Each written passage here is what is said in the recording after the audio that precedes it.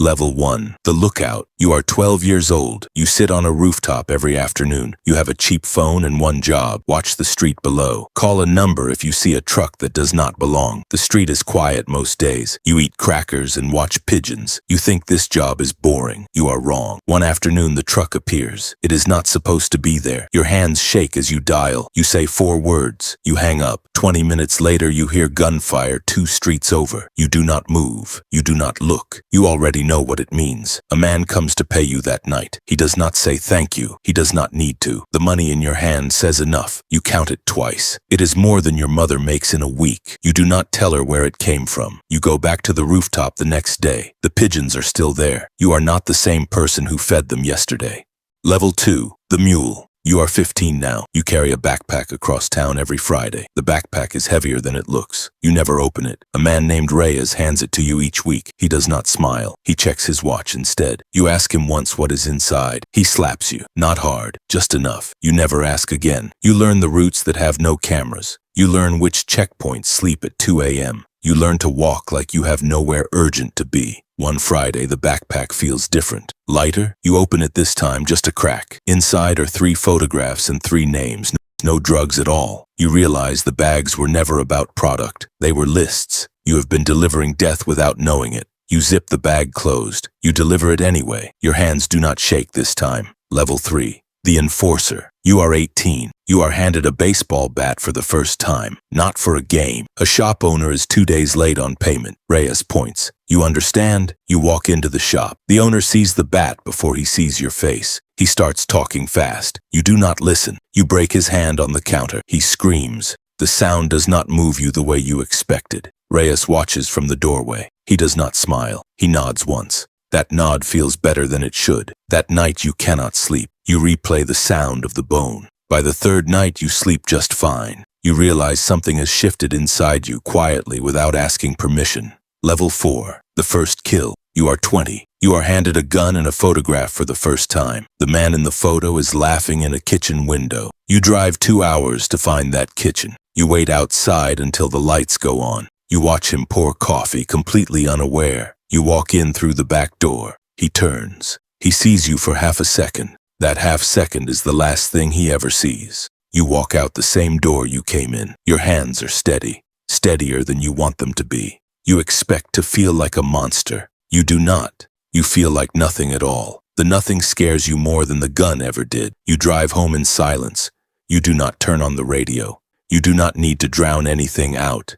There is nothing left to drown. Level 5. The Sicario. You are 24. People no longer use your name. They use a number. 14. You work directly for the cartel's top enforcer now, a man named Salinas. Salinas has never once raised his voice in your presence. He does not need to. Men die just from being mentioned in the same sentence as him. You become the version of him that operates in daylight. Quiet, polite, terrifying once people learn what you actually do for a living. A rival gang member disrespects Salinas at a bar. You are not told to act. You already know. You find the man 2 days later. 14 becomes 15. Nobody asks how. Nobody ever asks how. Level 6. The Cleaner. You are 28. You stop pulling triggers yourself. Now you handle what is left behind. Bodies. Evidence. Witnesses who saw too much and said too little but said something. A 19-year-old girl saw a delivery she was never supposed to see. Salinas gives the order without looking up from his coffee. You find her in her own bedroom packing a bag, already planning to run. She knows exactly why you are there. You look at her for 3 full seconds. You do not know if you are still capable of feeling anything at all. You do your job anyway. You drive home and you do not think about her name. You do not let yourself learn it. Level 7. The Lieutenant. You are 33. You run your own crew now. 12 men. They answer to you the way you once answered to Salinas. A rival cartel hits one of your safe houses before dawn. 4 of your men die in under a minute. You do not grieve out loud. Grief is expensive in this business. You plan instead. By sunrise, you have a list. By nightfall, the list has a location. By morning, that location is gone. Their compound becomes a memorial wall before the week is over. You stand in front of it once. You do not feel triumphant. You feel tired. You go back to work the next day anyway. There is always a next day in this business. Level 8. The Regional Boss. You are 40. You control 3 towns now. Mayors call you before they call each other. Police captains owe you favors they will spend the rest of their careers paying off. You have stopped carrying a weapon yourself. You no longer need to. A journalist starts asking questions in a town 2 hours from yours. She is young, careful, persistent. You do not send her a warning. Warnings are for people who might listen. You send silence instead. Permanent photographed silence, left somewhere everyone driving past has to see it. The questions in that town stop completely within a week. Nobody asks why. Everyone already knows why. Level 9, the Fugitive. You are 47. The government finally moves against you. Helicopters, task forces, your face on every wall with a number written under it. You run for 6 months through mountains your own men used to control completely. The mountains do not protect you the way they once did. Loyalty has a shelf life, and yours expired months ago.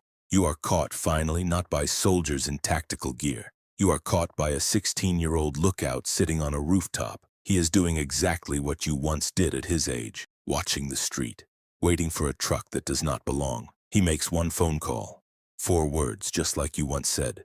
20 minutes later, it is over. Level 10, the legend. You are dead now, shot in a courtroom hallway by a man you never personally killed, but whose brother you absolutely did. Kids on the street where you grew up still whisper your name like it means something powerful. Some of those kids already have cheap phones. Some of them are already sitting on rooftops watching the street below. The lookout becomes the legend.